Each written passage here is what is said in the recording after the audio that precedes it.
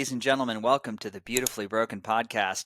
Our long-awaited guest, Thomas Seager, welcome to the show. Thanks for having me here, Freddie. What a treat. Let Well, me ask yeah, you. yeah, we've been talking about this for too long, it seems, but I've learned a lot since we first had this idea. So maybe it'll be better. You had mentioned to me you'd recently stepped away and you had leaned into research. hmm The job I have at Arizona State is teaching 3 courses a year. It's typical at a big research university that the faculty spend more of their time and effort doing research than they do doing teaching. So I teach these 3 undergraduate engineering courses at ASU. And most of my focus is on creating new knowledge. But the last couple of years, I'm no longer working in civil engineering and concrete and steel. I'm much more concerned about health. As you can imagine, the crisis that was created by the COVID lockdowns has caused me to change the direction of my career. So I just published a book, Uncommon Cold. It came out last year. It's bigger than my dissertation. It's got like 500 scientific citations in it. It's the definitive accompaniment, scientific accompaniment to ice bath or cold plunge therapy. There's chapters on cancer and testosterone and diabetes and all the myriad of health implications for doing a cold plunge practice. And I'm doing another one coming out at CryoCon in April 2025. We're going to launch this book called Uncommon Testosterone. So how to use cold plunge to balance your sex hormones, improve your sexual performance, fertility, and your romantic life. And in there is some about the interaction between testosterone and prostate cancer, which is how I got curious about it. Tom, I got to ask you before we jump into the world of ice and ice baths as a practice, deliberate cold exposure, what prompted you to first in your life get in a freezing tub of ice? What was the madness that took over the human terrain? The madness was divorce. I was in a situation in my life where I was morbidly obese. I was deeply in debt. My career was going nowhere. And my wife said she was unhappy and she wanted to move back to New York. So I figured I got to figure some things out. I got to make some changes. Lost a lot of weight. I started changing the way that I eat and the way that I exercise. And my wife and I decided to separate anyway. I'm now divorced, but it was sort of a slow motion divorce in our life. So I was living alone, reading everything about self-help, wellness, relationships, trying to educate myself on where I had gone wrong in my life. And one of those books said, you really got to take cold showers. It'll toughen you up. I said, okay, I got to get tougher. I'll start taking cold showers. And I hated every single cold shower I'd ever taken. And Freddie, they're not even that cold. I live in Phoenix, Arizona. It's the hottest city in North America, and during the winter, the tap water's probably in the 60s. It's like the wimpiest kind of cold shower. And I'm in there swearing up a storm because cold showers make me angry. But one of my former students, Jason Stauffer, he said, well, how about an ice bath? Have you ever done Wim Hof? And I'd never heard about any of this stuff, but I went to one of these Wim Hof style events. I got into, up to my neck in ice water, totally different. Because the ice water, it will rev you up at first. But when the dive reflex kicks in, it calms you down. It puts your brain into a meditative state. It slows down your heart rate. And I'm like, well, this is great. So, we started doing ice baths for fun. But then I got a lab back. This is a comprehensive lab panel. I'm like, I should know what my lipids are and I should know what all my male health markers are and stuff like this. And on there was a prostate specific antigen test. So PSA. I'm in my early 50s at this time. And it's kind of the routine thing that men, I'm going to call myself middle-aged at that time, that they're supposed to do. And my PSA came back 7.0, which is elevated. Anything under 4, they would have said, well, that's normal. That's fairly common and you're fine. But at 7.0, big red letters, out of range, too high on my lab report. So I had to go to the internet and find out what that meant. I had no idea. It took me like 20 minutes on WebMD to become convinced that I was going to die of cancer. Because that's the way the internet works, you know? You start like doing your own research and the catastrophic mind takes over. And I know the PSA is unreliable. It indicates inflammation. It doesn't indicate cancer. But I started reading, you know, a man in his early 50s who's got a history of being overweight, and what are we supposed to do? Well, you're supposed to go have a prostate exam, of course, but that's going to show inflammation. I already know that. And once they find inflammation in the prostate exam, they're going to say, well, I want to do a biopsy. And the biopsy means they have to remove 16 tissue samples from the prostate. And the next thing you read that these tissue samples that get tested for cancer have a very high rate of false positives.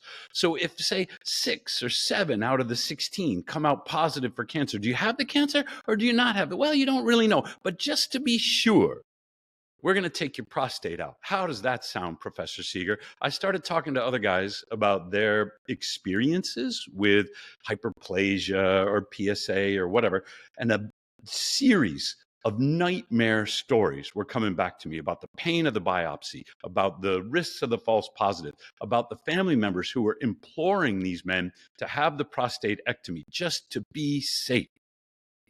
And then the urinary incontinence and the lifetime of erectile dysfunction that followed. So I had a choice in my imagination. You know, I don't know if I ever had cancer. All I had was an inflamed prostate. But in my imagination, I had this choice between my life or my penis. And I chose my penis because at that point, what woman was ever going to love me if I couldn't get a hard on? You know, on the road to divorce from my wife, reevaluating everything in my life. And I said, I've got to find another way. It felt like one way or another, either my life was going to be over or my sex life was going to be over if I didn't figure this out. So I bought a big old Kenmore Sears chest freezer, you know, and I put it out on my balcony and I got in that thing every single day because I was scared. And then when I got out, of course, I was cold. And, you know, I had to do some warm up exercises. And then I got to walk into campus and teach my classes and things like that. It took me 4 months before I had the guts to retest, because the last thing you want is to really know. I mean, you need to know, but there's also a fear of knowing. So I go back to the lab, I have them draw blood, and I'm like, I don't know what's going to happen. 1.8. My prostate specific antigen had come down from 7 to 1.8. And that means I was no longer at any elevated risk. Mm-hmm. But when you do the whole male health panel, they also measure testosterone. And the first time I was in the mid 700s, which any doctor would have said, you're doing great. You know, look at you, your age, you know, you're so healthy, or something like that.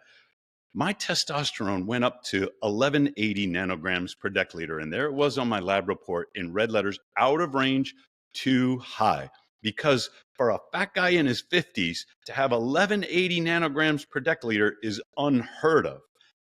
I finally got the guts to go to the urologist when I had the good PSA. I'm like, he's going to congratulate me, right? I'm going to get a big pat on the back. He's going to tell me, what did you do? He's going to change the way he practices.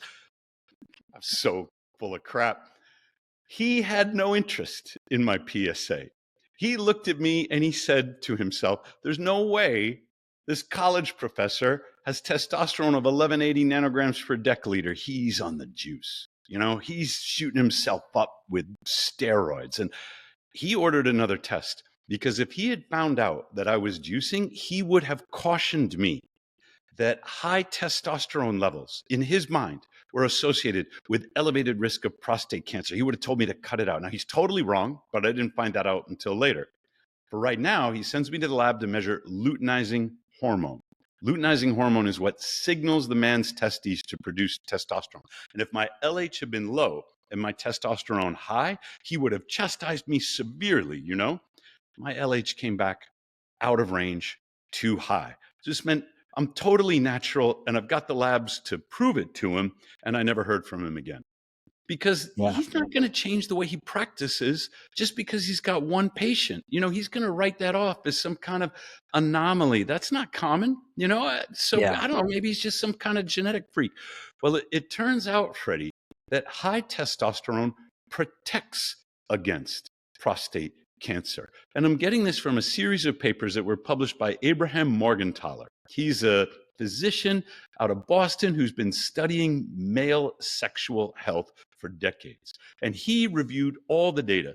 And he said this belief that medical doctors have that you have to put a man on testosterone suppressors in order to protect him from prostate cancer, it's totally false. The opposite is true. So he's elevating testosterone in his patients to protect against prostate cancer. And that means all the men out there who are being prescribed these testosterone blockers are actually being harmed by the physicians who probably think that they're doing the right thing. That's right. Yeah, I did a solo episode a few weeks ago about DHT blockers. And in Mm-hmm. the unknown, because I said when I had gone through this experience of losing my hair very young, you had to go see a practitioner and get a prescription for minoxidil. And now I'm watching the Buffalo Bills on TV last season. Every other commercial is for Hims. It's like, hey, discreet, unmarked box at your door. Don't lose your hair, boost your test. They're doing all these things to mess with the hormonal system. Well, there's nobody that's looking at the broader picture. And Right. my literature, my research has said, well, you can falsely suppress that PSA level by 50% when Hmm. you're on some of these, minoxidils and finasteride and whatnot. So there's implication there, and I understand your practice. I just want to say I understand your practitioner, the system that he's in. You would, if you stopped to listen to one person, you'd be buried in the landslide of patients that are coming in over the next, you're going to see how many people a day. So I do get it, the system, and never fault anybody, but I find it's very, what a call to action when you hear stories like yours, when you say, look, I've got this evidentiary proof. I've got this N=1 and a massive shift. And this is the one thing that I did. So do you have a working theory, Tom, on what did the ice do? Yeah. What the cold plunge does is activate cold thermogenesis. Now, typically, if you're naive to cold training, the thermogenesis happens in your muscles. You start shivering. And to do that, you have to use the glucose and the lipids or the fats that are stored in your white fat. They have to be released into your bloodstream, and then they get to the muscle cells, and there the mitochondria process them into the energy you need to generate heat. If you've done a lot of cold training, then you have brown fat. Brown fat is packed with mitochondria for non-shivering thermogenesis. So instead of producing ATP, which would fuel exercise or wound repair or growth or anything like that, the mitochondria short circuit. They never get all the way to ATP. They just produce heat. So this is what's happening when you do a regular practice of cold plunge. You activate your brown fat for non-shivering thermogenesis so that your mitochondria are producing heat. Those mitochondria, they didn't come from nowhere. You have to make them. Most adults don't have brown fat. As a matter of fact, medical doctors used to believe that there was no such thing as brown fat in an adult. But it was discovered around 2007, 2009 that about 5% of the people still have brown fat in adulthood. These are the garbage men who work outside, or the lumberjacks, or the fishermen who are getting a regular sort of dose of cold. That if an adult human being on the regular gets cold, they will maintain their brown fat and the mitochondrial health that goes with that. So here's what I didn't know until recently. You know where testosterone synthesis begins? In the mitochondria. You take a cholesterol molecule, transport it to the inner membrane of the mitochondria, where there is an enzyme that will cleave it into a steroid that I can barely pronounce called pregnenolone or something like this, right? That Mm-hmm. begins the cascade of reactions that result in testosterone and all the other sex hormones. If your mitochondria are not abundant and not in good shape, then they don't produce testosterone. They're busy doing other metabolic things in your body. They don't have the inner membrane that can host this enzyme and take the cholesterol and turn it into your sex hormones. Mitochondria dysfunction leads to low testosterone. And it can happen even in men who are physically fit with lean body composition. Probably the best measure of your mitochondrial function is your insulin sensitivity, because when the mitochondria are damaged, the cell will resist the action of insulin to keep glucose in the bloodstream rather than let it into the cell too fast and further damage the mitochondria. The amazing thing is you can feel like you're in great shape. You can look like you're in great shape and still have insulin resistance or mitochondrial dysfunction that leads to low testosterone. Every leading cause of death from chronic illness in the United States originates in insulin resistance. You can read Ben Bickman's book, Why We Get Sick, if you want to know more about the details. So here comes cold plunge therapy. It rejuvenates your mitochondria, recruits new brown fat, fixes metabolic dysregulation, and there's a whole system of benefits throughout your body that result from that. Increased cognition is one of them. And how does that work? You know, your brain gets smarter because you're getting in the ice bath. And the fact is, it's true. Reduce risk of heart disease, reduce risk of cancer. There are other mechanisms by which cold plunge will inhibit tumor growth or have anti-cancer effects. So we're probably going to talk about those. But every single major cause of death from chronic illness benefits from cold plunge therapy because of the way it rejuvenates the mitochondria. Yeah. Yeah. You know, that's Tom. That's why I had adopted, like you, before there were commercial cold plunges. I was getting feed tank barrels and going to the ice store and getting 90 to 110 pounds of ice.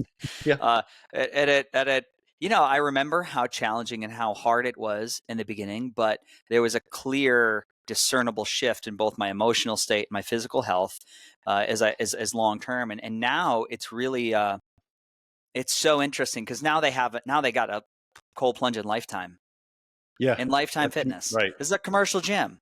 They don't They have a they Morozko, but yeah, they cooled their water down. they It's like cool their 50 water down. degrees. Yeah. Yeah, Yep. but it's a thing, and you know it's interesting. People are drawn to it like Mhm. bees to honey. And Mhm. what is really interesting to me is people actually start talking to each other at the gym. They start sharing stories. Huh. Everybody, you know, you watch people sit in the hot tub or the sauna. Nobody's going to talk to one another.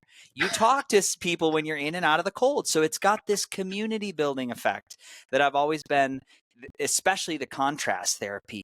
People get chatty Cathy. They start asking you questions. Why are you doing this? How long? Wow, it's really easy for you.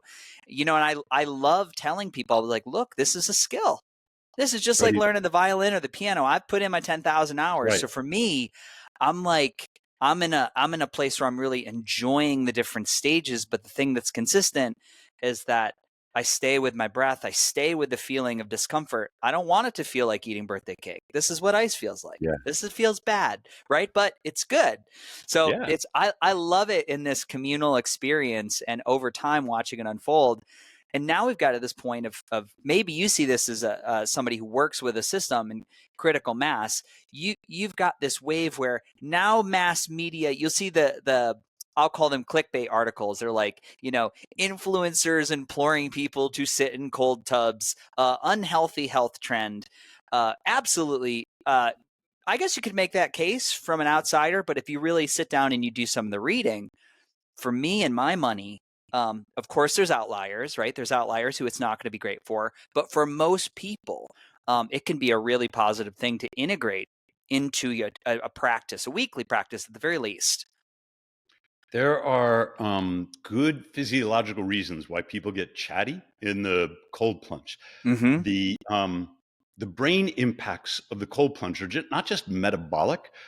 It stimulates production of hormones and neurotransmitters that affect the brain. And you've probably felt like the dopamine and the noradrenaline or norepinephrine rush of coming out of the cold, feeling like Superman.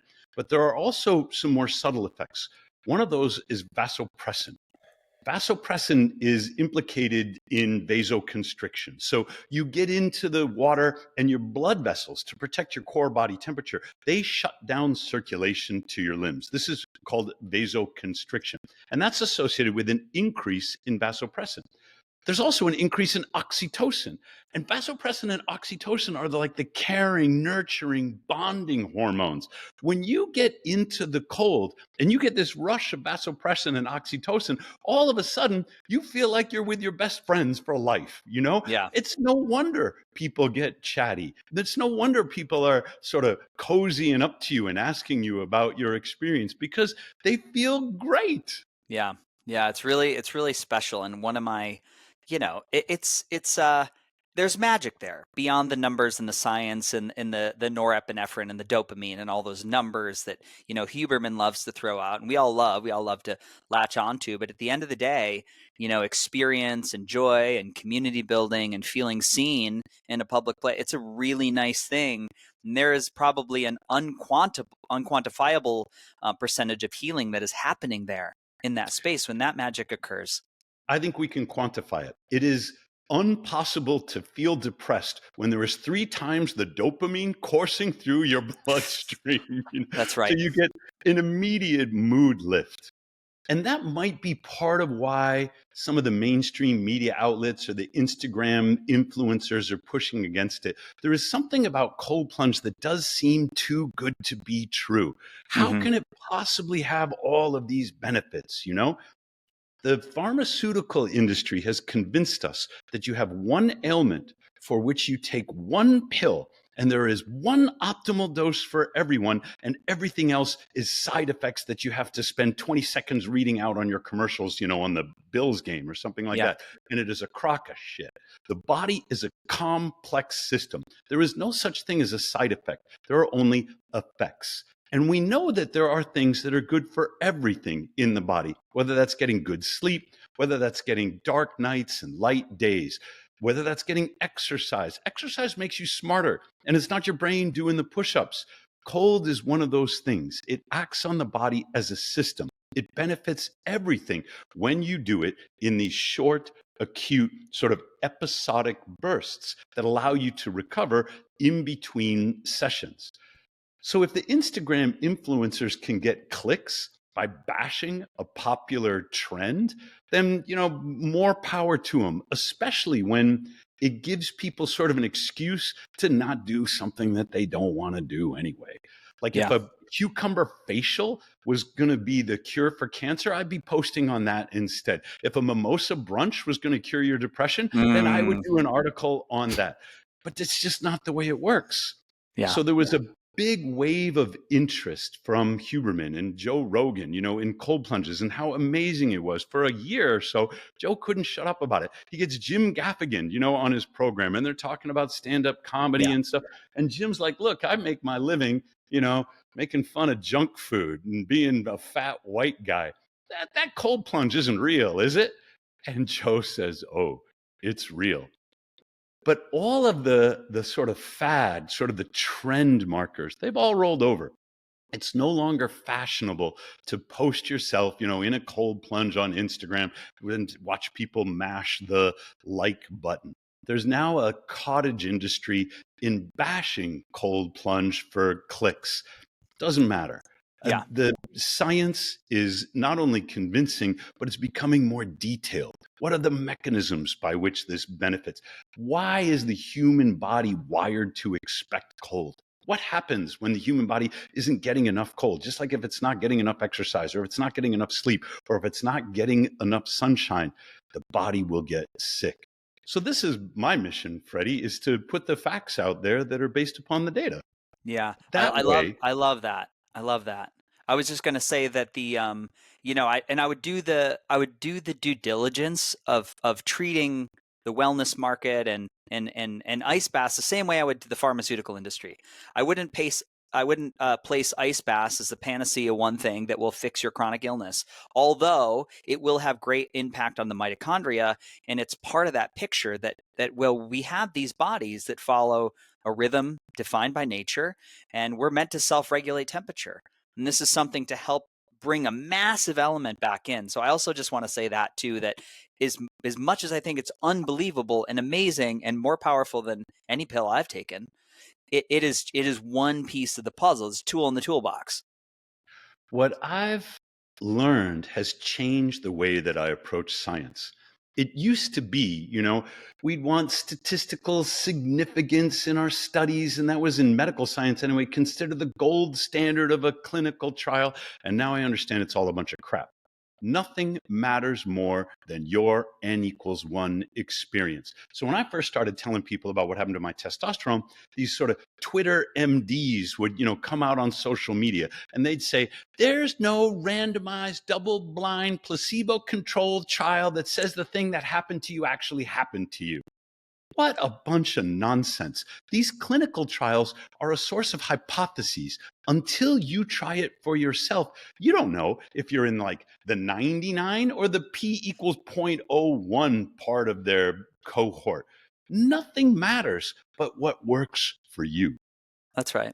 That's right. And of course, we've got people like the great Dean Hall, who is another very powerful.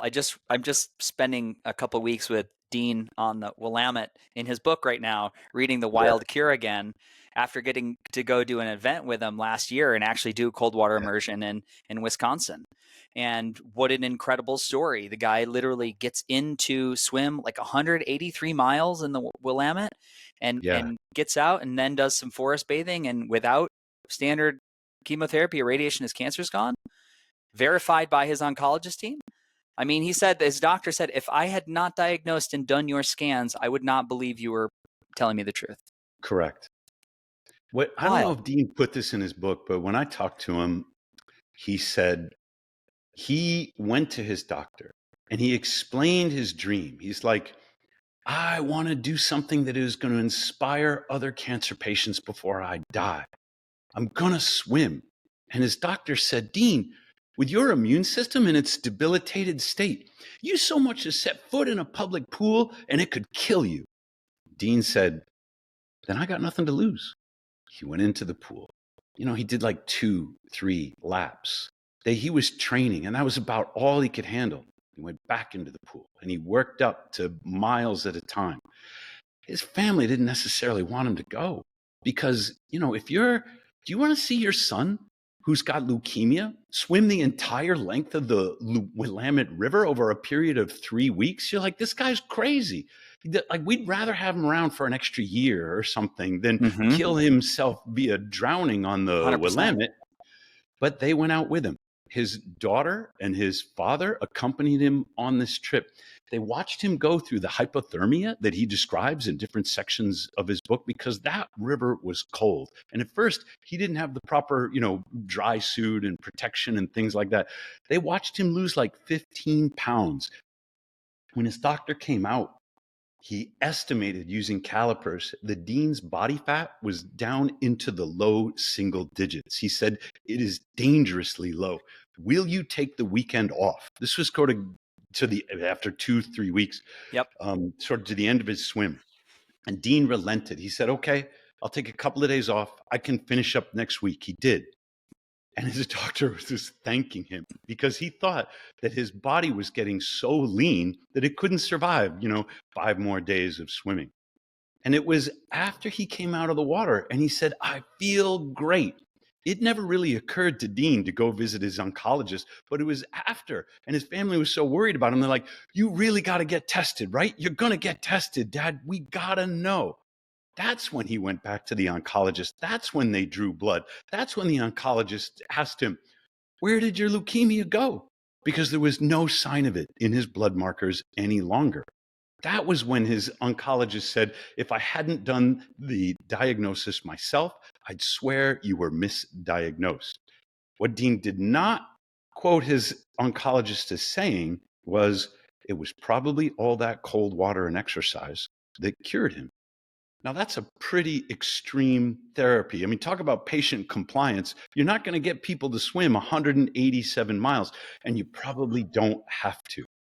probably you work a little bit of cold into your life and you will improve the outcomes, whether it's as an adjunct to chemotherapy or radiation, or whether you're Hmm. doing it to manage a tumor that has not gone malignant or is not metastasized. The cold, there are three mechanisms by which it will help you fight cancer. The first one is metabolic. And this is an extensive, a very clever study coming out of Sweden, where they showed that brown fat will preferentially clear glucose from the bloodstream and starve tumor cells of the glucose that it needs to survive. So they took mice, they periodically, that is about 4 hours a day, mild cold exposure, enough to activate the brown fat. And these mice in which tumors had been implanted, the tumors grew slower than in the control group. The mice lived longer.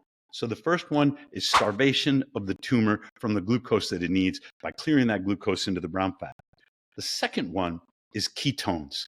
When you get into the cold water, you begin producing ketones immediately. You don't have to go through 3 days of, carbohydrate fasting to get yourself into ketosis, because the glucose clears so quickly that the body releases lipids from the white fat cells so they can be carried to the brown fat to fuel the thermogenesis. And as an intermediary metabolic product, ketones are produced. And ketones are hostile to cancer. This is Thomas Seyfried's work out of Boston College. The third mechanism is coming out of University of Rochester, and this is brand new. At U of R, they were very curious about the bowhead whale. It's this massive, aquatic animal, mammal, lives for 200 years.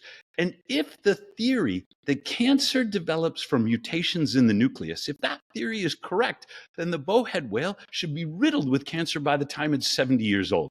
Because think of all the opportunities for mutations in a long life in a creature that large. And it's not.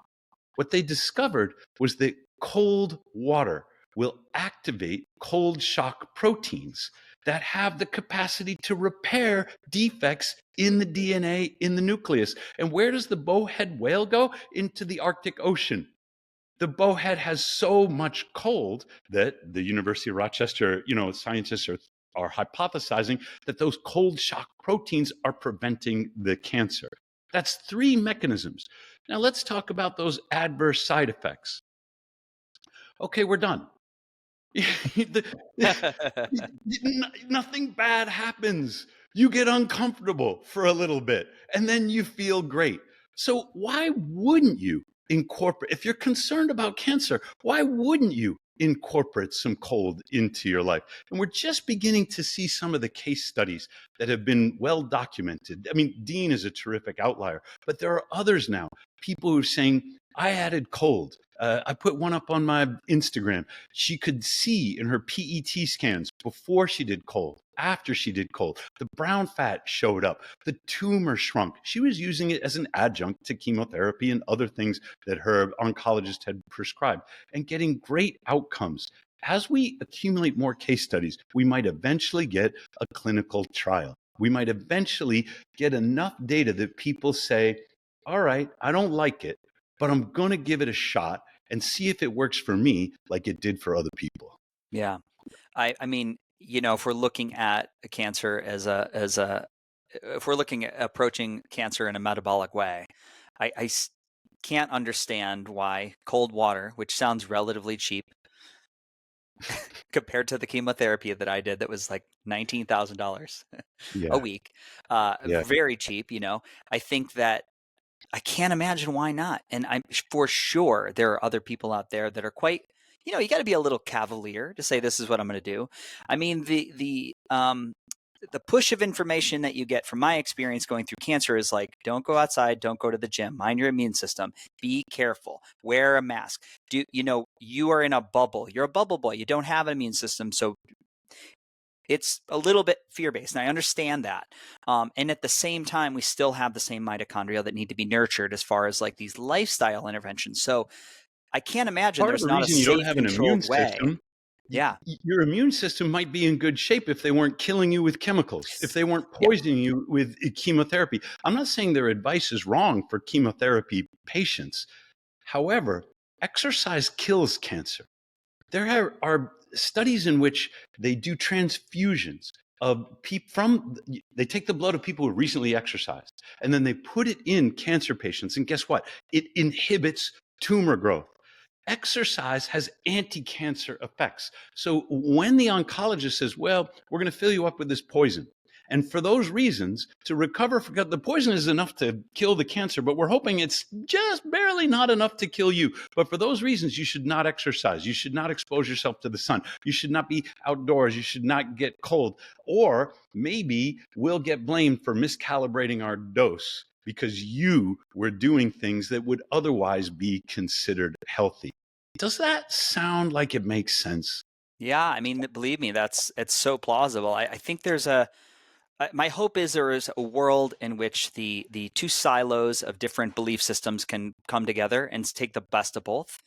You know, we've talked about this on the show before. There's a dose calibration that is very different in some countries where they say, well, if we're going to support you metabolically and we're going to put you on a little bit of a fast and we're going to optimize ketones and with your infusion of chemotherapy, we're going to spike you with a little extra insulin so those cancer cells light up like a Christmas tree.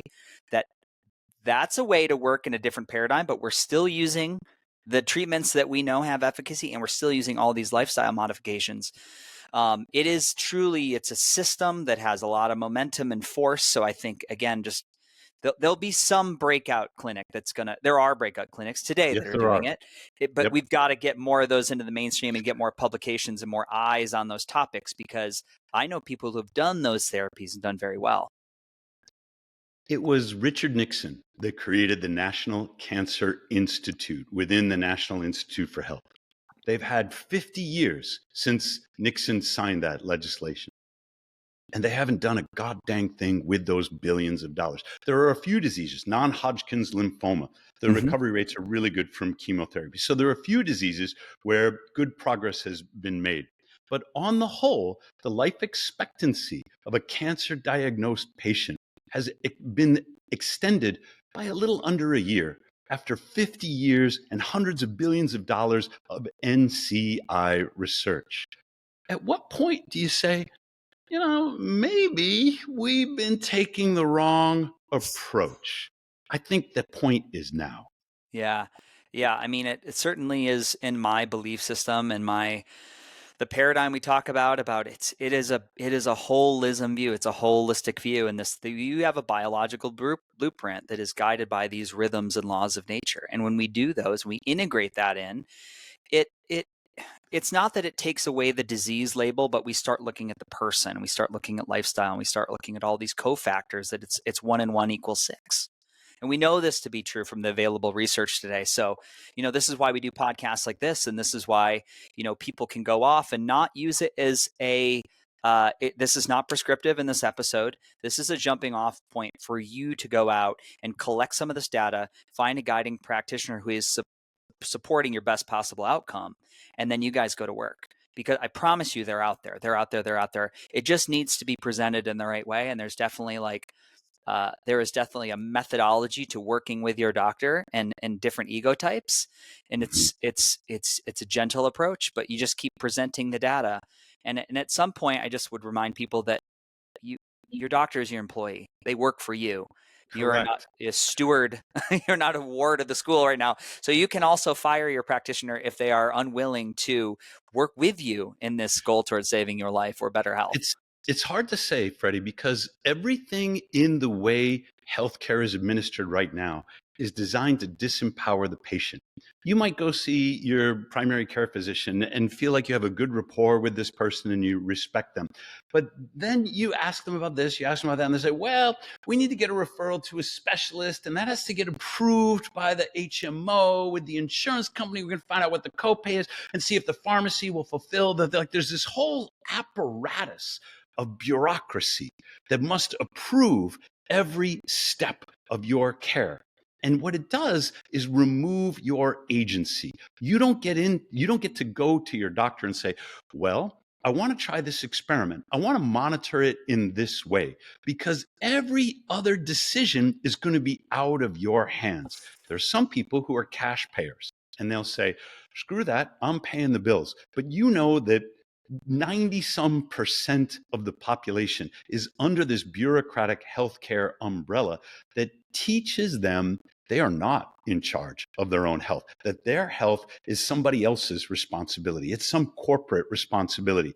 My job is to empower people with the technology and the knowledge they need. So they don't care who's president. They don't care who's directing the HHS. And I love the fact that Jay Bhattacharya has agreed to run the NIH, because in my field, the NIH funds like $40 billion worth of research. And I want that research going into therapies like the type that I'm advocating for, the Yeah. holistic.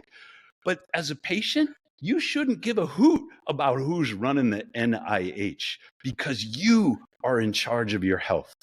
The problem is that you're probably scared, in a debilitated state, in no position to be exercising your best judgment, and susceptible to manipulations and fear mongering. I've been there. What every patient needs is a doula. I'm not sure if you know this term from I do, childbirth. yeah.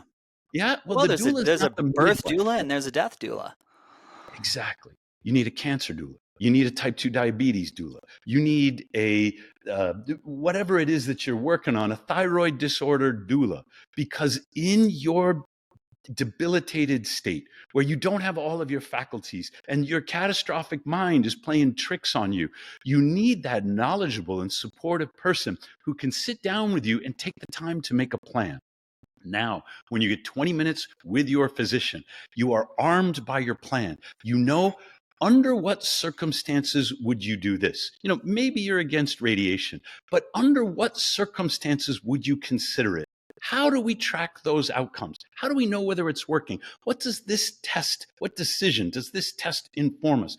This is what a doula does, is prepare you to be in charge of your own health. And right now, I guess the doula to America is mayoclinic.com or Yeah. Wikipedia or Yeah. wherever else we're sort of getting our own Yeah. research done. Yeah. It's an interesting time. I'll say that it's much easier to keep a boulder that is rolling towards health in motion than it is to reverse the downslide avalanche towards a chronic condition, be it MS or cancer or Lyme disease. It's much more challenging because now we're talking about multiple bioregulatory systems in the body being offline. You know, I've experienced this for years and years and years. I understand it. I understand how hard it is not only to support those systems, but then change this brain that believes that this is our new chronic norm. So Right. you do need, Tom, you need like it's a life doula. We need it all. You really need a guide, and it's tough to find the information at this day and age. You know, how many people do podcasts like this? Everybody sounds very convincing that they know what they're talking about. But I got to say, don't take it as prescriptive. You know, take it as a jumping off point. And there's going to be something in your body that lights up when you hear something. You're like, God, listen to that Tom Seager. I really got a yes. I think he knows what he's talking about. But we're talking about one thing here, which is, you know, ice. Ice is nice. That is incredibly impactful. There's only one type of advice that is worth a damn. And it goes like this. Here's what worked for me. You know, people can tell you what you should do, and that's all nonsense until you find someone who's been in an analogous or a similar situation and had the kinds of outcomes that you want for yourself. It doesn't matter, except when they say, here's what works for me. So, you know, I had this elevated PSA. I didn't tell anybody in my family about it because I didn't want to be pressured by my daughter to go to the oncologist, to go through with a biopsy. So I kept that to myself when I got in the ice bath. That's what worked for me. If people are like, well, that's not what I want. You know, I don't want his life. I don't admire anything about him. Sure. Then don't take my advice. But if you say, you know, it seemed like it worked out pretty good for Professor Seager, maybe I should try that. The rule I have in my life is that I have to try. When I get advice from someone I admire and respect, I have to try the advice. I don't have to take the advice, but I have to try the advice. Freddie, I did a coffee enema based upon this. I flew down to Peru and I did 2 days of ayahuasca. And look, ayahuasca and coffee enemas are not for me. But the advice came in from people whom I admire and respect. And they said, this works. So I said, okay, I'll try it. Now I don't have to do it. If you get into the ice bath and you have a miserable, wretched experience, you can curse my name, a week of Sundays on social media if you want. It's okay. It didn't work for you. Our number one rule is there can be no coercion. There can be no bullying. You can't get that sense of accomplishment from having done something really difficult unless you're getting in and out of the ice water of your own volition. Yeah, that's right. That's right. That's right. There's this beautiful, there's this beautiful immediate agency you have also. It's like you don't need to wait for a prescription. You don't need to wait for a permission slip. This is something everybody could go out and try. You could try it today, because now we're like we said at the beginning of the podcast, there was a time where these things didn't exist. You had to go either get in a cold lake or you had to go seek it out. But now, I mean, most major cities have a place where you can go cold plunge, contrast therapy. Hopefully, you're around some other educated people who are going to explain. You're not going to want to white knuckle the experience, but there is a little bit of an art to Breathe. breathe, play with the breath. What's my body telling me right now? It's panicking. Oh, what's that panic telling me? I think there's definitely there's some. I think the more you know, the more you can get out of the experience, just like anything else. But man, I think I'm so glad that it seems like it's here to stay. Do you remember, like, yeah, it's, I don't know if you ever go on Facebook Marketplace, but man, if you want to see the number one high turnaround item is a hot tub. Really? So many hot tubs for sale. Oh my goodness, it's crazy. And everybody tells you, they're like, we bought it, we just don't use it. I was like, why wouldn't you use a hot tub? I love hot tubs. Yeah. Why wouldn't you use it? But, life happens. And so you'd think, that there would be this thing of people like, I'm just not, I'm not doing the ice bath. Now, what I do see online, I see broken ice baths. Oh, you see a lot of those. And I see broken chillers and blah, blah, this happened and it needs this and I don't know how to fix it. And that's the thing. But for the most part, I see people that have really made it a practice. They still like it and they still love it. I would like to go a little deeper, Tom, into like contextualizing this conversation around metabolic support, and if there's any other thing that comes up in your cognition as why you would do this in conjunction, or some scientific studies that link this to a supportive therapy for somebody going through cancer, or that really wants to prep their terrain so they never have to go through that. The metabolic disorder that is at the root of all of these chronic illnesses is insidious because it doesn't kill you right away. People don't think of brown fat as an essential organ. Maybe they think of it as kind of a nice to have or an unusual phenomenon, but they don't realize that brown fat communicates with the thyroid to regulate your metabolism. When you don't have brown fat, your thyroid doesn't have anything to modulate its function. And so the next thing you know, you've got hyper or hypothyroidism. You got Hashimoto's, or you have Graves' disease. And you say, oh, it must be bad genetics. But the fact is that if you had some brown fat to stay in that communication with the thyroid, then it would normalize your thyroid function. Brown fat's not just for cold thermogenesis. Brown fat is also associated with neuroprotective factors. So this would be like FGF21 that helps repair injury to the brain, or brain-derived neuroprotective factor that helps delay the aging of the brain. Brown fat performs these essential hormonal functions. It's not just there to keep you warm. So it isn't a nice to have. It's a must have. It's just that when you run out, it takes 20 years for the lack of it to catch up to you. And we misattribute it to aging. Testosterone is such a great example. Oh, testosterone goes down as men get older. Not if you don't want it to. Like, why should it? What goes down is mitochondrial function. Your mitochondria accumulate insults and injuries and defects in their own DNA over decades. And all the functions that the mitochondria are there to support decay. And it's so normal, it's so common that we call that, oh, that's aging. Well, you get to a certain age and there's nothing you can do. What a crock of hooey that is. You take care of your mitochondria and you don't age in a normal way or in a common way. So I have this book series now, Uncommon Cold, Uncommon Testosterone. And to some extent, it's a play on COVID. It's an inside joke between me and some of my friends that COVID was a bad cold and turned into a policy disaster that made it uncommon. Hmm. But when the joke is over, I came to realize I don't want a common life. I don't want normal on my lab reports because normal in the United States right now is sick. Normal for a man, I'm 58 years old. It's a miracle I'm not on 3 prescription medications that my doctor says are to treat chronic degenerative diseases I'm going to suffer from for the rest of my life. What a bunch of nonsense all that is. I want an uncommon life. I want uncommon health because what all my peers, my faculty colleagues at ASU are sort of deteriorating into, that's not for me. Yeah. Yeah.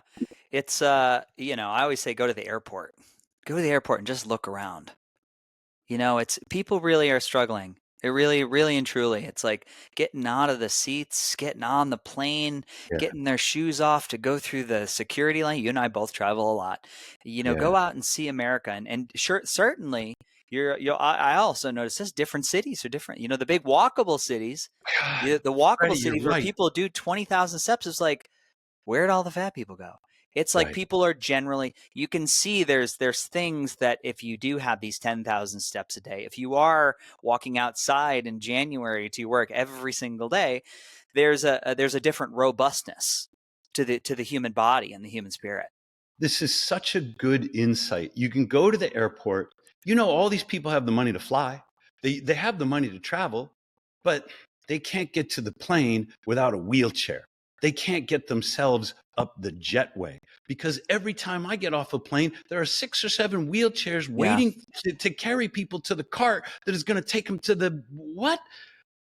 If you've got the money to fly, then you've got the money to eat right. You've got the money to take care of yourself. At what point when you're, beep, beep through the airport, do you say, maybe I don't like the way this is going for me?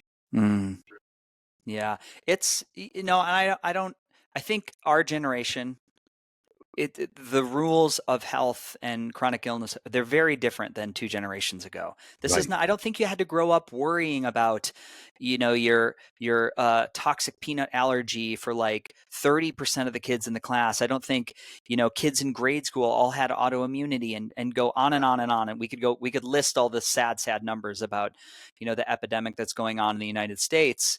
And it's a generational thing. I do think this generation is starting to look around and saying, "Hey, wait a minute. I don't want that." We've all joked about, like you said in the beginning of the podcast, the list of side effects that people read after a drug with a funky name. It's so like, man, is that the lot I want in life? Until it's you and you're struggling with horrible, horrible symptoms, and then you do the thing. But I don't think it's definitely not taught anywhere. This is something we have to go learn about the biological systems of the body, why they repair, why they rebalance, how they repurpose tissues and proteins and things. This is good stuff to know now. And it's just, this is where I think this is the focus. It needs to be about educate, empower, and inspire, really and truly, because I think we've said it a couple times. It's like, you're the captain of the ship. It's yours to steer. And yeah, ice is a great tool. It's a great tool to have in the ice Of in the course. ice box. I was going to Yep. say toolbox. Thomas, I'm going to see you soon in Dallas. You're going to CryoCon. Going to, Terrific. going to CryoCon. I'm going to I talk got on a lymph. ticket You're going to for you talk if on you need cold. one. No, I'm speaking. Oh, that's fantastic. We'll be on the main stage together. Yeah, I'm going to Okay, speak maybe on not at the same time, not at the but same time, but we yeah, should be. yeah. We'll be doing a presentation on lymphatic drainage and that really cool thing to learn about the body. And you're going to be talking about ice and testosterone. What a good idea. Yeah, fun. Yeah, I'm Um, looking forward to it. Are there is there a place you'd like the audience to go to either find any of the books, any of the literature you're putting out right now? Everything I have ever written on the science of cold plunge therapy is available for free at morozkoforge.com. You go to the science tab, you'll see all the articles. But some people, they need the hard copy. And in the books, I have arranged it in a different way. And maybe it's a little more storytelling format. The Uncommon Cold book is really hard to find. You can search for Uncommon Cold book, but you can only buy it at Morozko Forge right now. The Uncommon Testosterone, it'll be on Kindle, it'll be on Amazon. I'll do an Audible version of it. It will be much more ready for the masses, so to speak. So if buying books is your thing, you can find it there. If buying ice baths is your thing, you go to the same place, morozkoforge.com. When we started, Google hated us, because who knows what Morozko is. But now we're the #1 search engine result for like 4 different misspellings of Morozko. You almost can't miss us. Great. That's brilliant. That's brilliant. And if you guys want to check out just some incredible ice baths, and now you guys are doing custom tubs. I'm always so jealous of some of the things you're posting on Instagram. It's really wild. Is the Instagram channel, is it Morozko Forge? It is. Yep. Great. So, Instagram.com/Morozko Forge. Great. Amazing.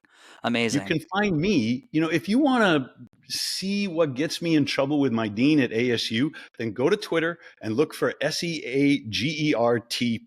I got a big mouth that my director is not happy about, but I can't seem to shut up because I'm still angry about some things, Freddie. Yeah, well, listen, as soon as you can process those things and either let it go out of the tissues. And so I always tell people, listen, the acid is hurting the vessel more than anybody you could pour it on. And that's the truth. That's You're the right. truth. That is the truth. Tom, the state of the world right now, and I do my best. I tell people, like, look, we generally, we don't talk politics on the show. We talk about health and wellness, and it's a tough time to talk about health and not go there a little bit. So if you could tune in all the iPhones of the world to you, to Channel Tom, and you get a magic wand and you could say something in an attempt to dissolve the polarization or unite people, what would you say to people? Boy, this is really difficult to reduce to a tagline. I mean, there's some clever ones out there like, show me the data or Oh, you could talk for like a whatever. minute. Just talk to people. Yeah. Show me the data. Yeah. Right. Just talk to people. What I discovered, it started when my son was diagnosed with diabetes. And everything that we learned from the American Diabetic Association was a lie. They told us he can eat all the cupcakes he wants, just bolus for it. Just inject him with more insulin. There is no amount of insulin that can prevent a blood sugar spike in a 6-year-old who's eating Oreo cookies. And so for me, I became skeptical that the messages I was getting from these institutions of healthcare were not in the best interest of me or my son. And that was the beginning of going down, the Alice in Wonderland rabbit hole and discovering what was on the other side. No one is in charge of your health except you. My father, he passed away, but he didn't believe me. At one point, I remember he's bragging at Thanksgiving, I got 5 different kinds of cancers, and all that matters is which one's going to kill me first. I said, well, Dad, what are you going to do? He goes, that's my doctor's problem. I couldn't believe it. But that's the way that he was raised. In the 60s and in the 70s, when they told my parents that margarine was better for you than butter, my parents believed them. My parents met in graduate school at Harvard, and there was some Harvard faculty member that said, you're better off eating hydrogenated cottonseed oil than what comes out of a cow. My parents were like, oh, we're so fortunate, that we have access to this new science. What a bunch of garbage. So here's the message. We are surrounded by lies, and those lies serve the shareholders for good reasons, because the executives of Pfizer or Moderna or any of these publicly traded companies, they are legally obliged to put the shareholder interests ahead of the patient interests. This is the way our system is organized. And that's Capitalism. not a matter of politics. It is a matter of law. Yeah. You cannot trust people who are legally obliged to put your health interests second to their shareholders to give you good advice about health. I don't think that's going to bring the country together.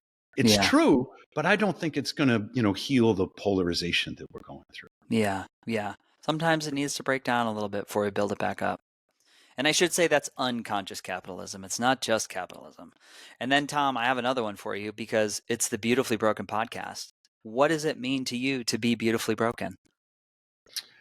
There is a concept that has been that has been lost to us. It's called hormesis. This idea that a little bit of stress can stimulate changes in our lives that make us stronger and better. Sometimes on social media, you say, "Oh, you shouldn't do an ice bath because you'll burn out your adrenals. It's so stressful." And they've lost the concept of hormetic stress. When you exercise, your muscles get sore. So don't exercise the next day. Let your muscles recover. It's the same in the ice bath. When you go into the ice bath, your mitochondria metaphorically get sore. Give them a minute to recover. I'm in there every day, but only 2 to 4 minutes. I go very cold, and I do it for the psychological benefits. So this idea, what is that Japanese pottery where the pottery breaks and then they fit Kintsugi. it back? Yeah. This idea of beautifully broken. I'm not actually a fan, Freddie. I'm not a fan of the adverb. And I'm not a fan of like the broken.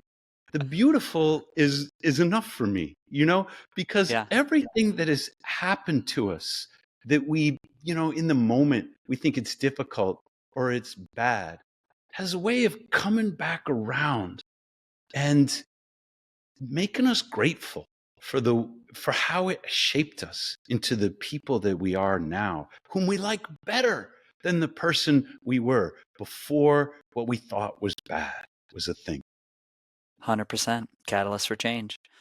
Thomas Hmm. Seager, thank you for being a guest on the Beautifully Broken podcast. It was an absolute pleasure. So many good clips. Can't wait to get this out to the world. And I am going to see you in Dallas in a I'm, hot second. I'm looking forward to it. Thanks for having me, Freddie. Yes, anytime. Big love.